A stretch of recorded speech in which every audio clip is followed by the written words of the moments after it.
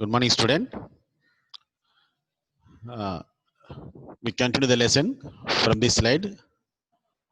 Actually, seventh lesson, we are traveling in the seventh lesson. Today topic is disequilibrium in balance of payment. So already I told you, so balance in the sense equal to supply and demand. It's a common, just a simple explanation. If the supply is equal to demand, it's said to balance.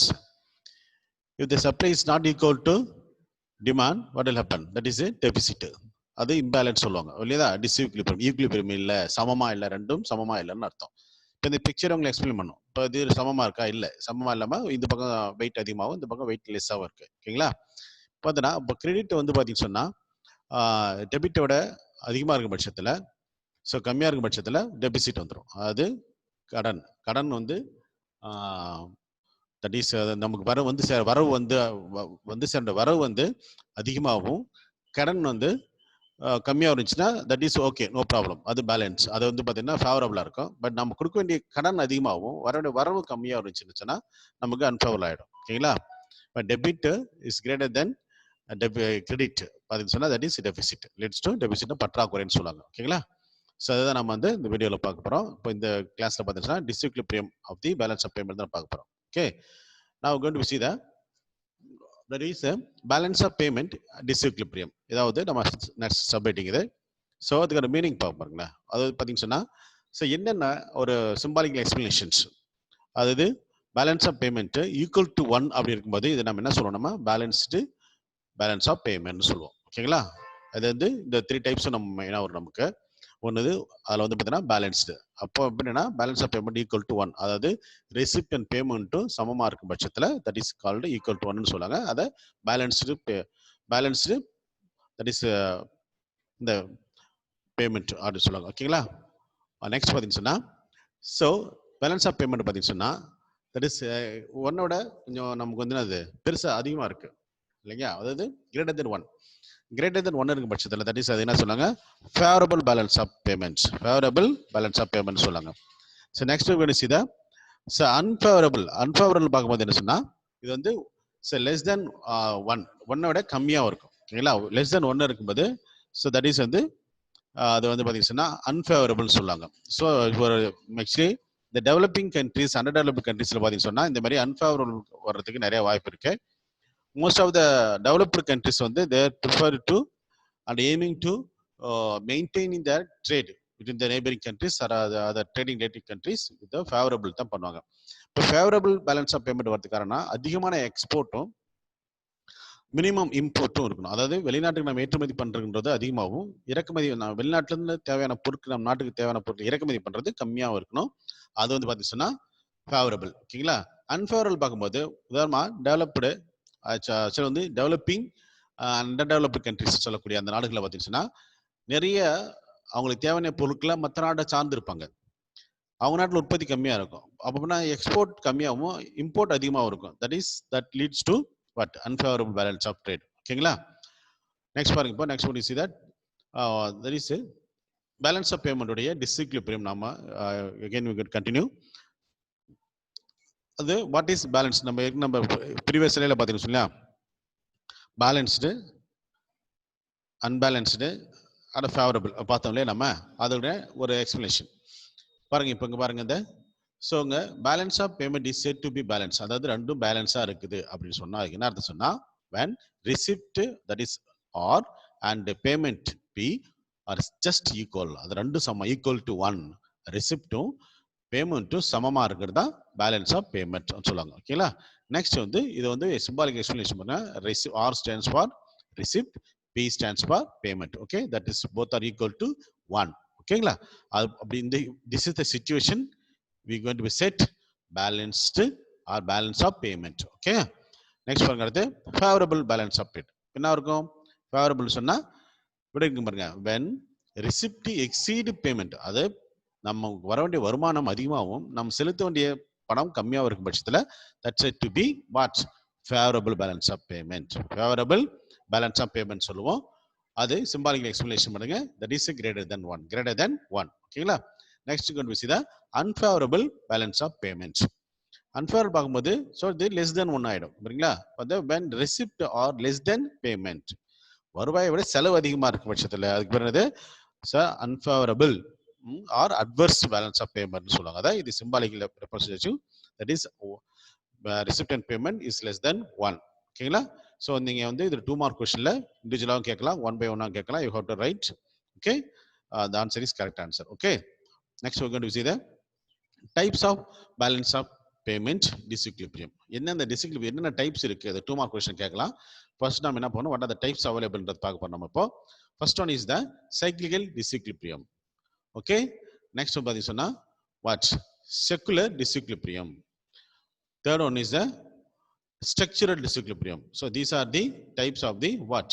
Types of the balance of payment disequilibrium. First one is the cyclical disequilibrium, secular disequilibrium. Third one is a structural disequilibrium. Okay.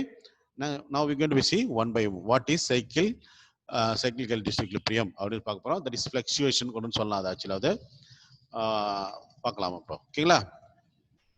First one, types of, அதாவது again அந்த type நான் topic நான் கொடுத்துருக்கேன், உங்களுக்கு confuse ஆகக்கூடாது சொல்லிட்டு. ஏன்னா நீங்கள் ஸ்லைட் பை ஸ்லைடை பார்க்கும்போது உங்களுக்கு அது ஈஸியாக இருக்குது. ஃபர்ஸ்ட் ஒன்று பாருங்க, இப்போ சைக்ளிக்கல் வாட் டிசிக்லிப்ரியம். அது என்ன சொன்னார், cyclical disequilibrium occurs because of 2 reason. இந்த சைக்ளிக்கல் அந்த டிசிக்லிப்ரியம் வர்றதுக்குன்னா 2 காரணம் இருக்கு. ஒன்று பார்த்தீங்கன்னு சொன்னால், first 2 countries may be passing through different phases of business cycle. அது டிஃப்ரெண்ட் பேசஸ் ஆஃப் பிசினஸ் சைக்கிள்னா தெரியும் உங்களுக்கு. நான் ஃபர்ஸ்ட் லெசன் சொல்லிருக்கேன், பிசினஸ் சைக்கிள்ல அந்த அப்ஸ் அண்ட் டவுன் இருக்கு தெரியுங்களா. பூம், அப்புறம் என்னது பூம்ன்றது வெரி குட் எக்கனாமிக் கண்டிஷன்ஸ், அப்புறம் வந்து ரெசிஷன் குறைவு, அப்புறம் டிப்ரெஷன், அப்புறம் ப்ரோக்ரஸ், அப்படி போயிட்டு இருக்கும். ஏற்ற இறக்கம், அதாவது பொருளாதார ஏற்ற இறக்கம் பிசினஸ் சைக்கிள் சொல்லுவாங்க. அப்புறம் பார்த்தீங்கன்னா 2 நாடுகளுக்குள்ளே வியாபாரம் நடக்குது. ஒரு நாட்டில் சாதகமான வியாபார நிலையும் இன்னொரு நாட்டில் பாதகமான வியாபார நிலை இருக்கும் பொழுது இந்த மாதிரியான சைக்கிளிக் டிசிக்லிப்ரியம் வர்றதுக்கான வாய்ப்பு இருக்கு. ஓகேங்களா. நெக்ஸ்ட் வந்து எலாஸ்டிசிட்டி ஆஃப் டிமாண்ட். கண்டிப்பா அந்த எலாஸ்டிக் டிமாண்ட்ன்றதை நம்ம ரொம்ப அவசியமா படிக்கணும். ஏன்னா மக்களோட டிமாண்ட் வந்து எந்த அளவுக்கு இருக்கோ அந்த அளவுக்கு தான் பிசினஸ் இருக்கும்னு சொல்லுவாங்க. ஓகேங்களா. So the elasticity of demand may differ between countries. 2 நாடுகளுக்குள்ளே இந்த தேவையில் இருக்கின்ற அந்த நெகிழ்வுத்தன்மை, எலாஸ்டிக் டிமாண்ட் வந்து ரொம்ப டிஃப்ரெண்டா இருக்கும். ஸோ அதனால என்ன பண்ணுவாங்க, அந்த சைக்கிளிக் டிசிக்லிப்ரியம் வர்றதுக்கு வாய்ப்பு இருக்கு. ஏன்னா இந்த டிமாண்ட்ன்றது வந்து இட்ஸ் நாட் காமன், எப்பவுமே ஒரே மாதிரி இருக்காது, ஏறும் இறங்கும், அதுக்கு நிறைய ரீசன்ஸ் இருக்கு. ஓகேங்களா. Next going to see the secular disequilibrium. The secular disequilibrium பார்த்தீங்கன்னா, so the secular or என்ன சொல்றது long run disequilibrium in balance of payment occurs because of long run and the deep seated changes in an economy as it is advanced from one stage of growth to another. அதாவது என்ன சொல்றாங்க பாருங்க, அதாவது என்ன சொல்றேன்னா, இது வந்து ஒரு பொருளாதாரம் ஒரு ஸ்டேஜ்ல இருந்து இன்னொரு ஸ்டேஜுக்கு டெவலப் ஆகுதுங்க இல்லையா, அப்போ ஏற்படுக்கும் போது செக்குலர். உதாரணமா இப்போ என்ன படிச்சிருப்பேன், அதை வச்சுலாம் வந்து என்ன சொல்றது, ஒரு குறிப்பிட்ட சிஸ்டம் அப்படியே கம்ப்ளீட்டா மாறிடும். உதாரணமா நான் இப்போ அழகா சொல்லலாம், இப்போ நம்ம நல்ல ஒரு நேற்று தான் நம்மளுடைய கவர்மெண்ட் நியூ எஜுகேஷன் பாலிசி கொண்டு வந்துக்கிறாங்க. இப்போ நியூ எஜுகேஷன் பாலிசின்னு பார்த்து entirely different from the what old education policy இல்லை, ஆல்ரெடி இருந்தது. இந்த மாதிரி ஒரு லாங் டேர்ம் ப்ராசஸ், ஒரு லாங் டேர்ம் இருந்த விஷயம் வந்து அது மாறுன்ற பொழுது அதை நம்ம செக்குலர் டிசிக்லிப்ரியம் சொல்லுவோம். Secular or long term disequilibrium in balance of payment occur because of long run and deep seated changes in an economy as it advances from one stage of growth to another. ஒரு ஸ்டேஜ்ல இருந்து இன்னொரு ஸ்டேஜுக்கு அந்த பொருளாதாரம் வளர்ச்சி மாறுகின்ற பொழுது ஏற்படுகின்ற அந்த டிசிக்லிப்ரியம்ன்றது செக்குலர் டிசிக்லிப்ரியம் சொல்லுவாங்க. In the initial stage of development, domestic investment exceed domestic savings and import exceed export. Okay, as it happened in India in 1951. அதாவது ஒரு நாடு பொருளாதார வளர்ச்சியில ஆரம்ப காலகட்டத்தில் இருக்கின்ற பொழுது அவங்களுடைய டொமஸ்டிக் இன்வெஸ்ட்மெண்ட் பார்த்தீங்கன்னு சொன்னா அவங்களுடைய சேவிங்ஸ் அவங்களுடைய எக்ஸிஸ்டிங் கேபிட்டலை விட என்ன, அது எக்ஸிஸ்டிங் கேபிட்டலை விட அதிகமாக இருக்கும். அப்போ என்னன்னா they go for the others, depends others. அவங்களுடைய கேபிட்டல் போது என்ன மற்றவங்களை போய் நம்புவாங்க, அவங்க டிபெண்ட் பண்ணிட்டு இருக்கிறதுனால அப்போ வந்து அவங்களுக்கு ஒரு பேலன்ஸ் ஆஃப் பேமெண்ட் டிஸ்ட்ரிக்ட் வரும். இல்லைங்களா. அதே நேரத்தில் வந்து தி இம்போர்ட் மோர், அவங்களுக்கு தேவையான விஷயம் நிறைய அவங்க டெக்னாலஜில இருந்து ஈவன் கேபிட்டல் கூட அவங்க என்ன பண்ணுவாங்க வெளிநாட்டுல இருந்து வாங்குற சூழ்நிலை வரும். அப்ப என்ன பண்ணுவாங்க அவங்க இம்போர்ட் அதிகமா இருக்கும், எக்ஸ்போர்ட் கண்டிப்பா கம்மியா தான் இருக்கும். ஸோ இது பேர் தான் என்னது செக்குலர் டிஸ்இக்லிபிரியம். ஸோ இந்த ஒரு சுச்சுவேஷன் இந்தியாவில் நடந்திருக்கு. எப்படின்னா 1951 டைம்ல நம்ம அப்படிதான் இந்த செக்குலர் டிஸ்இக்லிபிரியம் எக்ஸ்பீரியன்ஸ் பண்ணியிருக்கோம். ஓகேங்களா? இதுதான் இந்த secular disequilibrium. Next going to be see the next one, that is structural disequilibrium. இது ரொம்ப முக்கியமானது. growth and development அப்படின்ற விஷயம் பேசும்போது ஒரு ஸ்ட்ரக்சர் ஃபார் எக்ஸாம்பிள் சொல்லட்டுங்களா? இப்போ வந்து இதுக்கு நம்ம போட்டோ எடுப்போம். போட்டோ எடுத்த ஃபிலிம் ரோல் வச்ச கேமரா தான் நம்ம யூஸ் பண்ணிட்டு இருந்தோம். சரிங்களா? இப்போ யாருமே ஃபிலிம் ரோல் கேமரா யூஸ் பண்ணல. ஏன்னா எல்லாமே டிஜிட்டல் கேமரா வந்துடுச்சு. அப்போ demand for the film roll camera will entirely washed out. அப்போ the production of the film roll stop இல்லை. அப்போ டிமாண்டே ஒரு குறிப்பிட்ட விஷயத்துக்கு இல்லைன்னு சொன்னா entire the demand shift from one good to another good because of the developments, because of the innovations அப்படி சொல்லலாம். அந்த புதிய கண்டுபிடிப்புகள் வளர்ச்சி மூலமாக ஒரு பொருள் இருந்து இப்போ பாருங்க, இப்போ எல்லாத்தையுமே இப்போ வந்து இன்னொரு எக்ஸாம்பிள் சொல்லலாம், ஸ்மார்ட் போன் வந்துருச்சு. இப்போ demand for the keyboard phone, அந்த சாதாரண கீபோர்ட் போன் வந்து இன்னைக்கு மார்க்கெட்டு கூட கீபோர்ட் போன் வந்து ரொம்ப கம்மியாக தான் இருக்குது. ஆனால் ஸ்மார்ட் போன் டச் போன் சொல்லி அது நிறைய இருக்கு இல்லையா? இது காரணம் பார்த்தீங்கன்னா இன்வென்ஷன் இந்த ப்ரொடக்ஷன் ஆர் டெவலப்மெண்ட் இந்த எக்கனாமி, இதெல்லாம் காரணமா இருக்கும். ஒரு பொருளுக்கான தேவை என்டையரா அப்படியே கட் ஆயிட்டு இன்னொரு பொருள் மேல போறது, அதாவது ஸ்ட்ரக்சரல் டிஸ்இக்லிபிரியம் சொல்றது. ஸோ நம்மளுடைய லெசன் என்ன சொல்றோம்னு பார்க்கணும். The structural changes includes development of alternative source of supply. புரியுதுங்களா? அப்படின்னா development of alternative source of supply. ஏற்கனவே இருக்கிற பொருளுக்கு இணைய இன்னொரு பொருள் வந்துருச்சு. இப்போ அப்போ ஆல்ரெடி எக்ஸிஸ்ட் இந்த பொருளுக்கான தேவை மக்கள்கிட்ட இருக்காது. ஓல்டு அதை ஒன்று வந்து ஓல்டு ஆயிடும், ஃபேஷன் அவுட் அப்படின்னு அப்படி ஆயிடும் சொல்லிடுவாங்க அதை. ஓகேங்களா? Next development of better substitutes. இது ரொம்ப முக்கியமானது. அப்போ டெவலப்மெண்ட் ஆஃப் பெட்டர் சப்ஸ்டியூட்னா அதுக்கு இணையானது. அதுவே நல்லா இருக்கும் பட்சத்தில் எக்ஸிஸ்டிங் மெட்டீரியல் கூட புதுசாக எடுத்துக்குவாங்க. So next exhaustion of productive resources or changes in transport routes and cost. அது என்ன சொல்றாங்க? ஸோ போக்குவரத்தின் மூலமாகவும் அது உற்பத்தி சாதனங்களுடைய உற்பத்தி திறன் அதிகமாகிறதுக்கு காரணமாகவும் நல்ல ஒரு சப்ஸ்டியூட் இணையான பொருள் கிடைப்பதனாகவும் ஆல்ரெடி இருக்கின்ற பொருள்கள் மீது தேவை குறைஞ்சு புதுசா ஒரு பொருள் மேலே தேவை வரும். இது பார்த்தா ஸ்ட்ரக்சுரல் டிசிப்ளின். இது வந்து ஒரு நாட்டு லெவல்ல அஸ் ஏ நேஷன் லெவல்ல ஏற்படுகின்ற போது டெவலப்மெண்ட் மாறும்போது கம்ப்ளீட்டா வந்து எக்ஸிஸ்டிங் விட்டு நியூ ஒன்று போறோம் இல்லைங்களா? அதான் வந்து அஃப்கோர்ஸ் இது நம்ம வந்து நியூ எஜுகேஷன் பாலிசி சொல்லலாம். இப்போ நம்ம demand for the Mobile phone சொல்லலாம். இப்போ நம்ம கார் கூட எடுத்துலாம். நிறைய விஷயம் நம்ம காரு இப்போ வந்து இப்போ நிறைய பேர் ஏர் கூலர் விரும்ப மாட்டாங்க. ஏர் கூலர் என்ன கேட்டால் அந்த ஏசியை வந்துருச்சு. ஏர் கூலர் ஏசியோட எஃபெக்ட் வந்து ஏர் கூலர் அதிகமாக இருக்கு, சைட் எஃபெக்ட் கம்மி அப்படின்னு சொல்றாங்க. இந்த மாதிரி உற்பத்தி பொருட்கள் வந்து புதுசா அந்த அதே வேலையை செய்யற இன்னொரு சிறப்பான பொருள் வரும்போது என்ன பண்ணுவாங்க, புதுசா அந்த பொருள் மேல மக்களுக்கு தேவை ஏற்படும். ஓகேங்களா? ஸோ இதனால ஏற்படுகின்ற வந்து ஈக்லிபிரியம் தான் டிஸ்இக்லிபிரியம் சொல்லுவாங்க. Okay, so these are the 3 types of the what balance of payment disequilibrium. ஓகேங்களா? நெக்ஸ்ட் வந்து என்ன பார்க்க போறோம்னு சொன்னா இதெல்லாம் ஏன் ஏற்படுது, the causes for balance of payment disequilibrium. என்ன காரணம் இந்த காசஸ் வர்றதுக்கு, இதுக்கு வர்றதுக்கு என்ன காரணம், என்ன டிஸ்இக்லிபிரியம் வர்றதுக்கு என்ன காரணம் என்னன்றது நம்ம வந்து இப்போ நம்ம பார்க்கலாம். ஓகேங்களா? நெக்ஸ்ட் பாருங்க. ஸோ இதை வந்து மொத்தமாக வந்து பார்த்தீங்கன்னா ஸோ நம்ம 1 by 1 ஃபர்ஸ்ட் அந்த சப்ஹெட்டிங் பார்ப்போம். Next we going to for the 1 by 1. ஓகேங்களா? ஃபர்ஸ்ட் வந்து சைக்கிளிக்கல் ஃபிளக்சுவேஷன். இது more or less cyclical changes. ஓகேங்களா? அந்த cyclical ups and down in the economy, boom, recession, depression, அப்புறம் வந்து ப்ரோக்ரெசிவ், இந்த மாதிரி வந்து ஏற்ற இறக்கம், வளர்ச்சி, தேய்மானம் அப்படின்னு சொல்லுவாங்க இல்லையா? பொருளாதாரத்துல ஃபர்ஸ்ட் லெசன்ல சொல்லி பாருங்க, பிசினஸ் சைக்கிள் அப்படின்னு சொல்லிட்டு ஒரு வேவ் மாதிரி போட்டு நீங்க கூட ஹோம்ஒர்க் நல்லா எழுதி பண்ணியிருந்தீங்க, அசைன்மெண்ட் எல்லாம் பார்த்தேன், நல்லா பண்ணியிருந்தீங்க. அந்த அசைன்மெண்ட் எல்லாருமே அந்த பிக்சர் போட்டிருந்தீங்க. குட். அப்போ வந்து பாத்தீங்கன்னா அந்த அப்ஸ் அண்ட் டவுன் அந்த வேவ் மாதிரி லைன் போட்டு அப்போ எழுதிருப்பீங்க இல்லையா? ஸோ அதான் வந்து சைக்கிளிக்கல் ஃபிளக்சுவேஷன் சொல்றது. ஓகேங்களா? Next you going to see the structural changes. Of course ஏற்கனவே நம்ம பார்த்த லெசன் அந்த டாபிக் மாதிரி ஸ்ட்ரக்சர் இருந்தால் entire changes in the investment லெவல்லையோ இல்லை டிமாண்ட்லையோ மாறு பண்ணலாம்.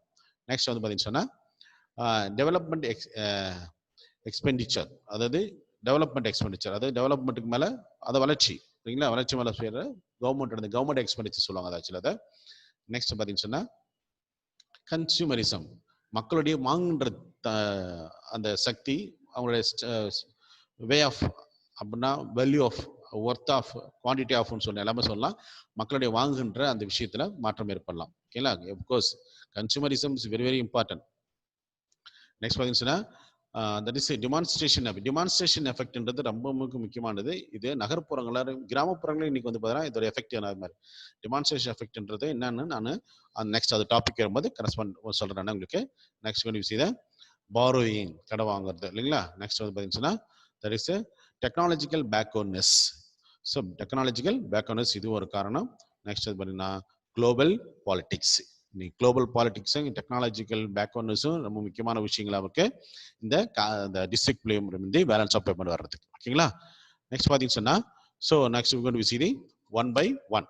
First one is the cyclical fluctuation. அது ஏற்ற இறக்கம் சொல்லுவாங்க. Cyclical distribution in different countries is caused by their cyclical fluctuation, their phases and magnitudes. அதோடைய அந்த பொருளாதாரத்தின் ஏற்ற இறக்கத்தின் காரணமாக ஏற்படுகின்ற அந்த பாதகமான பொருளாதார சூழ்நிலை, அந்த பேலன்ஸ் ஆஃப் பேமெண்ட் டிஸ்இக்விலிபிரியம், அதாவது சைக்கிளிக்கல் ஃப்ளக்சுவேஷன் சொல்றோம். World trade shrink during depression while trade flourished during prosperity. அதை சொல்லுங்க. நான் சொல்றேன் பாருங்க. அப்போ வந்து வேர்ல்டு ட்ரேட் உலக வாணிபமே அந்த 1929 to 30 அந்த டிப்ரெஷன் நாடு பாதிக்கப்பட்டுச்சு. அப்போ ஒட்டுமொத்த உலகடைய வாணிபமே குறைஞ்சு சிங்கிங்னா குறைஞ்சிச்சுன்னு அர்த்தம், சுருங்கி எடுத்து அப்படின்னு சொல்றாங்க. நெக்ஸ்ட் அதே நேரத்தில் பார்த்தீங்கன்னா வயல் ட்ரேட் ஃப்ளோரிஷ் ரொம்ப சூப்பரா நல்லா இருந்துச்சு ட்ரேடுன்னு சொல்றாங்க. எந்த நேரத்தில் பார்த்தீங்கன்னா டூரிங் ப்ராஸ்பெரிட்டி நல்ல சாதகமான வளர்ச்சி போக்கான இருக்கின்ற நேரங்களில் அந்த பேலன்ஸ் ஆஃப் பேமெண்ட்டுடைய தன்மை எப்படி இருந்துச்சுன்னா குட்ஸ் நல்ல ஒரு சிச்சுவேஷன் இருக்கு சொல்றாங்க. ஓகேங்களா. நெக்ஸ்ட் இத structural changes. Structural disequilibrium is caused by the structural changes brought by huge development and investment program in the developing economics. Of course, வளர்ந்து வருகின்ற பொருளாதாரத்தில் பழைய பொருளாதார முறைகளிலிருந்து மாறி புதிய பொருளாதார முறை, உதாரணமா entirely the investment changes from or the investment channelized from agriculture to the industry sector. அவர் புரியுதுங்களா. அப்போ அக்ரிகல்ச்சரே நம்பியிருந்த நாடு அக்ரிகல்ச்சர்ல உற்பத்தி பண்றதுக்கான செலவை குறைத்து அந்த பணத்தை இண்டஸ்ட்ரீஸ் மேல மாத்திட்டாங்கன்னு சொன்னா வாட் ஹேப்பன். இந்த மாதிரி ஒரு அப்போ அக்ரிகல்ச்சர் டெவலப்மெண்ட்டை விட இண்டஸ்ட்ரியல் செக்டர் டெவலப்மெண்ட் அதிகமாகும். இதுக்கு பார்த்தா ஸ்ட்ரக்சரல் சேஞ்ச், ஒட்டுமொத்தமா shifting the investment from one sector to the other செக்டர்னு சொல்லுவாங்க. Such economic may have a high propensity to improve, that is import for want of capital for rapid industrialization, while export may not be boosted up to the extent. என்ன சொல்றாங்க பாத்தீங்களா. என்ன சொல்றாங்கன்னா suppose அந்த மாதிரி ஒரு இன்வெஸ்ட்மெண்ட் லெவலை மாத்துகின்ற பொழுது அதுக்கு சூட்டபிளான டெக்னாலஜி நமக்கு வேணும் இல்லையா, அதுக்கான ஒரு மெஷின் எக்யூப்மெண்ட் வேணும் இல்லையா, அதை நம்ம நாட்டில் இல்லை. அப்ப நம்ம என்ன பண்ணுவோம், இம்போர்ட் அதிகமாக பண்ணுவோம். ஃபர்ஸ்ட் நம்ம இறக்குமதி பண்ணுவோம், அதுக்கப்புறம் எக்ஸ்போர்ட் பத்தி யோசிப்போம் இல்லையா. அப்போ ஃபர்ஸ்ட் அந்த இம்போர்ட் அதிகமா இருக்கும் போது எக்ஸ்போர்ட் கம்மியா இருக்கும். ஸோ அந்த நேரத்தை சொல்றதுதான் to explain the particular situation is called structural changes. This is also one of the causes for the what disequilibrium, the balance of payment. Next we're going to see the development expenditure. Of course development expenditure என்பது உதாரணமா developing கண்ட்ரீஸ்ல இல்ல under developed கண்ட்ரீஸ்ல வளர்ந்து வரும் நாடுகள்ல profit எதிர்பார்க்காம நிறைய வேலை செய்வாங்க. ப்ராஃபிட் எதிர்பார்க்காம கவர்மெண்ட் நிறைய எக்ஸ்பெண்டிச்சர் பண்ணுவாங்க. அந்த உதாரணமா making infrastructure development, sometime the government or the situation to give any free to the people those who are really need. இந்த மாதிரி சில விஷயங்கள்லாம் இருக்கு இல்லைங்களா. அந்த மாதிரி பார்த்தீங்கன்னா அங்கே வெல்ஃபேர் தான் பார்க்கணும் மொழியே, எக்கனாமிக் பார்க்கக்கூடாது. அங்கே வெல்ஃபேர் ஓரியன்ட் டெவலப்மெண்ட் அக்சிஷன் எடுக்கும்போது எக்ஸ்பெண்டிச்சர் பண்ணும்போது வாட் வில் ஹேப்பன், அங்கே வந்து பேலன்ஸ் ஆஃப் பேமெண்ட்ன்றது ப்ராஃபிட் வர இல்லையா, அப்போ பேலன்ஸ் ஆஃப் பேமெண்ட் நமக்கு டிஸ்இக்விலிபிரியம் வரதுக்கு காரணம் இருக்கு. இங்கே பாருங்க, the less developed countries in the early stage of development are not self sufficient. புரியுங்களா. அப்போ பொருளாதாரத்தில் குறைந்த நாடுகள், பொருளாதார வளர்ச்சியை பொருளாதார வளர்ச்சியை மேற்கொள்கின்ற பொழுது ஏற்படுத்துகின்ற செலவு வந்து பார்த்தீங்கன்னு சொன்னா அது வந்து அந்த நேரத்தில் அவங்களுடைய பொருளாதார நிலை வந்து செல்ஃப் சஃபிஷியன்ட் இருக்காது, அது சுயசார்புடைய பொருளாதாரமா இருக்காது. கண்டிப்பா அவங்களுடைய தேவை என்பது இன்னொரு நாட்டை சார்ந்துதான் இருக்கும். உதாரணமா பார்த்தீங்கன்னா அவங்களுடைய இன்கம், சேவிங்ஸ் அண்ட் இன்வெஸ்ட்மெண்ட் இது எல்லாமே பார்த்தீங்கன்னா எல்லாமே ரொம்ப ரொம்ப ஸ்மால், அதாவது ரொம்ப அதான சொல்றது ரொம்ப கம்மியா இருக்குன்னு சொல்றாங்க. ஓகேங்களா. நெக்ஸ்ட் அவங்களுடைய ஏற்றுமதி, அப்போ சேவிங்ஸே இல்லைன்னு சொன்னா அப்புறம் கேபிட்டல் ஃபார்மேஷன் நாட்டில் இல்லைன்னு அர்த்தம். அப்போ இன்வெஸ்ட்மெண்ட் கண்டிப்பா இருக்காது. இன்கம் இருந்தால் தான் சேவிங்ஸ் இருக்க முடியும். சேவிங்ஸ் இருந்தால் தான் இன்வெஸ்ட்மெண்ட் முடியும். சேவிங்ஸ்னா இங்கே கேபிட்டல்ன்ற வார்த்தை அடங்கியிருக்கு, மறைஞ்சிருக்கு. அது கேபிட்டல் ஃபார்மேஷன் இருந்தாலும் மட்டுமே தான் that will help to improve the or increase investment in the nations. But இது மூணுமே கம்மியாக இருக்கும் பட்சத்தில் நோவே. அப்போ அவங்களால எக்ஸ்போர்ட் விஷயத்தை பற்றி யோசிக்கவும் முடியாது இல்லை. ஸோ எக்ஸ்போர்ட்டில் அவங்க பொட்டன்ஷியல் ரொம்ப லோவாக இருப்பாங்க. பட் அவங்களுக்கு தேவையான பொருள் வேணும் இல்லையா, அவங்க நாட்டில் இல்லை இல்லையா, ஆனால் மக்கள்கிட்ட தேவை இருக்கு. அப்போ அவங்க இம்போர்ட் பண்ணி தான் ஆகணும் இல்லைங்களா. அப்போ எக்ஸ்போர்ட் கம்மியாகவும் இம்போர்ட்டு அதிகமாகவும் இருக்கும் இல்லையா. ஸோ இதுதான் என்ன சொல்றாங்கன்னு சொன்னா LDC suffer from the adverse balance of payment. அதை low development countries, low developing developed countries தான் அது எல்டிசின்னு சொல்றது. ஓகேங்களா. Next gonna see the next topic, that is consumerism. Consumerism படிச்சுன்னா மக்களுடைய அந்த எந்த அளவுக்கு மக்கள் வாங்குறாங்க அப்படின்னு சொல்றது. ஓகேங்களா. உதாரணமா so balance of payment.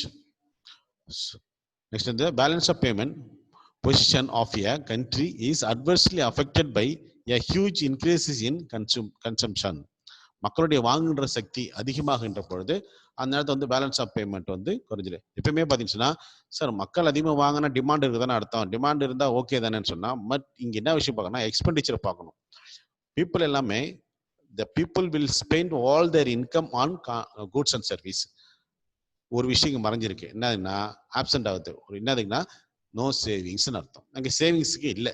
Okay, அப்படியே இருந்தால் கூட மக்கள் வந்து கன்சியூம் பண்ணுறாங்க தானே. அப்போது the income from people to industrialist or என்டர்பிரனர்ட்ட போயிட்டு தானே நீங்கள் கேட்கலாம். பட் இருந்தாலும் கூட but that income is not sufficient to continue the what investment. அது மாதிரி ஒரு விஷயம் பேலன்ஸ் ஆஃப் பேமெண்ட்டை சப்ளை பண்ணுற அளவுக்கு இருக்காது. அது அதனால இப்போ கேபிட்டல் ஃபார்மேஷன் ரொம்ப கம்மியாயிடும். ஓகேங்களா. This increases the need for imports. அதாவது மக்கள் வந்து அதிகமான பொருளை வாங்குகின்ற போது ஸோ அங்கே scarcity of the commodity what the people want, அந்த பொருளோட தேவை கம்மியாக இருக்கும் பட்சத்தில் வேறு வழி இல்லாமல் என்ன பண்ணுவாங்க, தே வில் இம்போர்ட். வெளிநாட்டில் தான் என்ன பண்ணுவோம், வாங்கி ஆகணும். So and the decreases the capacity of to export. அப்போ எக்ஸ்போர்ட் பண்ணுற கெப்பாசிட்டி நாட்டில் குறைஞ்சிரும்னு சொல்கிறாங்க. ஓகேங்களா. இதெல்லாம் பார்த்தீங்கன்னா this is also one of the causes for the what that is disequilibrium in the balance of payment சொல்றாங்க. causes for the disequilibrium in the balance of payment and demonstration effect. the demonstration effect கிராமத்துல சொல்லுவாங்க, புளியை பார்த்து பூனை சூடு போட்டுச்சுன்னு சொல்லிட்டு. இது கிராமத்துல சொல்ற விஷயம். பட் அது மாதிரிலாம் இருக்கக்கூடாது, சொல்லக்கூடாது ஆக்சுவலாக நம்ம. பட் இருந்தாலும் ஒரு மீனிங்காக சொல்றேன் உங்களுக்கு. அது இன்னொருத்தவங்களை பார்த்து என்ன பண்ண நாம அப்படி பண்ணணும், இமிட்டேட் பண்றது. மக்கள் வந்து இமிட்டேட் பண்றது. ஃபார் எக்ஸாம்பிள் இந்த ரூரல் பிளேஸ்ல இருந்து மைக்ரேட் ஆகிட்டு அர்பன்ல வந்து செட்டில் ஆயிருக்காங்க இல்லையா. உதாரணமா வந்து அந்த ஸ்லம் பீப்புள் வாழ்ந்துட்டு அந்த இடத்துல பார்த்தீங்கன்னா ஸ்லம் பீப்புளோட அந்த எஜுகேஷன் லெவல் சம்வாட் அந்த அளவுக்கு இருக்காது. இருந்தாலும் அவங்களோட வளர்ச்சி கம்மியாக இருக்கும். பட் அவங்களோட எக்ஸ்பெண்டிச்சர் ஸ்பீடை பார்த்தோன்னு வச்சுன்னா கண்டிப்பாக அதிகமாக தான் இருக்கும். தேர் டெய்லி ஏர்னர். அவங்க வந்து அன்றாடம் சேமிக்கிறவங்க, சாரி ஏர்ன் பண்ணுறவங்க. அவங்க ஏர்ன் பண்ணுற விஷயத்தை வந்து பக்கத்தில் நெய்பரிங் அந்த ஹவுஸில் இருக்கிற இல்லை நல்ல வெல் செட்டில்டு ஃபேமிலியில் இருக்கிற உமன் மாதிரியோ சில்ட்ரன்ஸ் மாதிரியோ ornament, dressing sense, food habit, plus வந்து எஜுகேஷன் கூட. எஃப்கோர்ஸ் ஒரு ரிக்ஷா பிள்ளரோட அந்த குழந்தைய வந்து இன்னைக்கு வந்து மிகப்பெரிய ஒரு கவர்மெண்ட் ஸ்கூலில் சேர்க்காம ஒரு ப்ரைவேட் ஸ்கூலில் சேர்க்குற அளவுக்கு அவங்க ஆஸ்பிரேஷன் இருக்கு. Because they want to give good education. அது நல்ல எஜுகேஷன் தரத்துன்றதை விட அவங்க பிள்ளை மாதிரி என் பிள்ளையும் கான்வென்ட்டுக்கு போகணும் அப்படின்ற ஒரு அவங்கள மாதிரி நானும் அவங்கள மாதிரி நானும் சொல்லிட்டு இன்னொருத்தவங்களை பார்த்து இமிட்டேட் பண்ணுறதுனால சில பிரச்சனை ஏற்படும். ஸோ இது ஒரு காரணம். This is also one of the causes for the what occurring the disequilibrium in the balance of payments. So பாருங்க, people in underdeveloped countries, UDCs na underdeveloped countries to imitate western style goods. புரியுதுங்களா. அப்போ மேற்கத்திய நாடுகளுடைய அந்த மக்களோட வாழ்க்கை முறைக்கு நம்ம மாறுகின்ற பொழுது this will raise the propensity to import, causing adverse balance of payments. அப்போ இம்போர்ட்டை வந்து அதிகமாக மாற்றுது. This is good for the developed countries. இது வந்து இந்த சிச்சுவேஷன் வந்து டெவலப்டு கண்ட்ரிக்கான சரியா இருக்கலாம். பட் டெவலப்பிங், அதாவது நம்ம சொல்லக்கூடிய அண்டர் டெவலப்டு கண்ட்ரிஸ்க்கெல்லாம் இந்த சிச்சுவேஷன் சரியா இருக்காது. ஓகேங்களா. So next going to see the borrowing. So கடன் வாங்க சொல்றது. ஓகேங்களா. அதாவது when the international borrowing is heavy, a country's balance of payments will be adverse since it's a repay loan with interest. புரியுங்களா. அப்போ வந்து நாம வெளிநாட்டிலேருந்து கடன் வாங்கின்ற பொழுது கடன் வாங்கிடலாம் ஈஸி தான். பட் திருப்பி கொடுக்கும்போது வாங்கின பணத்தை கொடுக்குறோம், வித் இன்ட்ரெஸ்ட் தான் கொடுக்குறோம். கொடுக்கும்போது என்னன்னா மணி மைக்ரேஷன் சொல்லுவாங்க, இல்லை ட்ரெயின் த கேபிட்டல் ஆசட்ஸ். அது மக்களுடைய நம்மளோட சேவிங்ஸ், நம்மளோட பணம் என்னன்னா இன்ட்ரெஸ்டா வெளிநாட்டுக்கு போய் சேர்ந்துரும். அப்போ நம்ம நாட்டுக்கு தேவையான சஃபிஷியன்ட் கேபிட்டல் இருக்காது. So that's why we are not able to compete with the good exporting countries. உலக நாடுகளோட நம்ம என்ன பொருளாதாரத்தில் வாணிபத்தில் நல்லா போட்டி போட்டு முன்னேற முடியாத சூழ்நிலை ஏற்படும். ஓகேங்களா? இதை பார்த்தீங்கன்னா இதான் வந்து இந்த பாரோவிங் வர ஏற்படுற பிரச்சனை. ஒரு நாடு கடன் தனி மனிதன் கடன் வாங்கினாலே அவன் என்ன பண்ணணும், அவனை உழைப்பு போறா வட்டி மூலமா போகும்போது அவனோட வளர்ச்சி பாதிக்கப்படும். இப்போ இதை ஒரு நாட்டுக்கு அப்ளை பண்ணும்போது கண்டிப்பாக அந்த நாடும் வந்து பாதிக்கப்படும் சொல்லிட்டாங்க. That is why the under developed countries are faced to bad or more. இல்லைங்களா? அப்போ என்ன சொல்றது, இந்த அண்டர் டெவலப்ட் கண்ட்ரிஸ் வந்து நிறைய ஒரு பேர்டன், அந்த பேர்டன் ஆஃப் பாரோயிங் மிகப்பெரிய ஒரு கடன் சுமையிலே இருந்துட்டு இருக்குது அப்படின்னு சொல்றாங்க. ஓகேங்களா? ஓகே, இங்க வந்து பேர்டன் இருந்து ஒரு வார்த்தை வரணுங்க. ஓகேங்களா? Next see the technological backwardness, தொழில் முறை சம்பந்தமான பின்னடைவு ஏற்பட்டிருக்கிறது. Due to the technological backwardness, the people, even the India, are unable to use the energy solar available within them. As a result, they import huge petroleum product from foreign countries, increasing the trade deficit. அது technology சொல்றேன். டெக்னாலஜினா ஒரு example இந்த solar சொல்றாங்க. சோலார்ன்றது நம்ம India வந்து ஒரு of course ஒரு வெப்பம் நாடு தான். அதிகமாக நமக்கு வந்து வெயில் காலம் அதிகமாக இருக்கும், மழைக்காலங்கள் வந்து ரொம்ப கம்மி தான் நமக்கு. ஸோ நம்ம என்ன பண்ணலாம், ஃபார் எலக்ட்ரிக்கல் பவர்ஸ், அந்த எலக்ட்ரிக்கல் பவருக்கு நம்ம வந்து சோலார் எனர்ஜி நம்ம யூஸ் பண்ணலாம். பட் அதோட டெக்னாலஜி நம்ம அக்சஸ் பண்ண முடியாதனால, நம்மகிட்ட இல்லாதனால நம்ம என்ன பண்ணுறோம், all people depending the supply of electricity from the EB department. ஓகேங்களா? அந்த இபி பிராண்ட் சப்ளை எதிர்பார்க்கறதுனால நம்ம பெட்ரோலியம் அதை உற்பத்தி பண்ணுறது தேவையான பெட்ரோலியத்தை வந்து நம்ம என்ன பண்ணுறோம், இம்போர்ட் பண்ண வேண்டியதாக இருக்குது. So this is also one of the causes. ஓகேவா? அதாவது நம்மகிட்ட அந்த சோலார் எனர்ஜியை அந்த என்ன பண்ண முடியாத நம்ம கன்வெர்ட் பண்ணி நம்ம மின்சாரம் மாற்ற முடியாத டெக்னாலஜி நம்ம பேக்வர்ட்னஸ் இருக்கிறதுனால ஸோ இதுக்கு நான் கருது. ஓகேங்களா? நெக்ஸ்ட் பாருங்க, குளோபல் பாலிடிக்ஸ் ரொம்ப முக்கியமான விஷயத்து. உலக அரசியல் என்பது மிக முக்கியமானது. ஏன்னா ஒரு நாடு இன்னொரு நாடு அரசியல் அந்த ரிலேஷன்ஷிப் என்பது political relationship between two countries also one of the causes for the watch அந்த maintaining the balance of payment. ஓகேங்களா? உதாரணம் பாருங்க, த ரிச் கண்ட்ரி, உதாரணமாக ரிச் கண்ட்ரி நாங்கள் டக்குனா போகணும், அமெரிக்கான்னு சொல்லுதான், USA need to see their weapon to promote their economy and generate employments. அதாவது வளர்ந்த நாடுகள் அந்த நாட்டுடைய ஆயுத கலாச்சாரம், ஆயுதத்தை என்ன பண்ணுவாங்க, நிறைய உற்பத்தி பண்ணுவாங்க. ஆயுத உற்பத்தி பண்ணா மக்கள் வேலை செய்யணும் இல்லையா? அப்போ வேலை வாய்ப்பு கிடைக்கும் மக்களுக்கு, அது மூலம் இன்கம் ஜென்ரேட் ஆகும். So okay, goods, people have very good standard of living. But இந்த வெப்பன்ஸ் எல்லாம் யார் வாங்கணும்? இந்த வெப்பன்ஸ் உற்பத்தி பண்றாங்க அமெரிக்கான்ற இப்போ கூட பார்த்தீங்கன்னா நம்ம நாடு வந்து ரெபெல் விமானத்தை வந்து வெளிநாட்டுல இருந்து வாங்கியிருக்கு இல்லையா? அந்த நாட்டுக்கு வேணா லாபம். அது வாங்க நாம தான் நம்ம பணம் கொடுத்து வாங்குறோம், நமக்கு அது நஷ்டம். அதே விமானத்தை நம்ம நாட்டில் உற்பத்தி பண்ண சொன்னா அந்த உற்பத்தி பண்றதுக்கான தொழிற்சாலை ஆரம்பிக்கப்படும். அந்த தொழிற்சாலை உற்பத்தி செய்வதற்கு நிறைய ஆட்கள் வேலை கிடைக்கும். ஸோ அதை சொட்டி ஆக்சுவலிஸ் நிறைய கண்டினியூ ஒர்க், அதுக்கு தேவையான நிறைய கண்டினியூ ஒர்க் அப்படி அப்படியே வந்துட்டே இருக்கும். அப்போ என்ன ஆகும், multiplicity of the employment opportunity நம்ம நாட்டில் தேவைப்படும். ஆனா ஒரு சிம்பிளா ஒரு பொருளை வெளிநாட்டில் நம்ம இறக்குமதி பண்றோம்னு வச்சுங்களேன், ஓகே நம்ம நாட்டு பணம் மட்டும் தான் போவோம், நம்ம நாட்டுக்கு அது விதமான பலன் இல்லை. ஓகேங்களா? அது மாதிரி வளர்ந்த நாடுகள் என்ன பண்றாங்கன்னா, உதாரணமா இந்தியாவுக்கு பாகிஸ்தானுக்கு என்ன ரொம்ப சண்டை கலை போடுறது, பிளஸ் வந்து ஈரான் ஈராக்கு சண்டை கலை போடுறது. இப்போ என்ன பண்ணா, இந்தியா பாகிஸ்தான் வந்து என்ன பண்ணும், ஆயுதம் வேணும். ஆயுதம் வந்து டெட்லி வெப்பன்ஸ் வேணும். டெட்லி வெப்பன்ஸ் நம்ம நாட்டில் இல்லை. அப்போ நம்ம வளர்ந்த நாடுகள் யூஎஸ்ஏ, சும்மா எக்ஸாம்பிள் ரஷ்யா, யூஎஸ்ஏ நாடுகள்லாம் நிறைய வந்து என்ன பண்றாங்க, ஆயுதத்தை உற்பத்தி பண்ணி மற்ற நாட்டுக்கு விற்கிறாங்க இல்லைங்களா?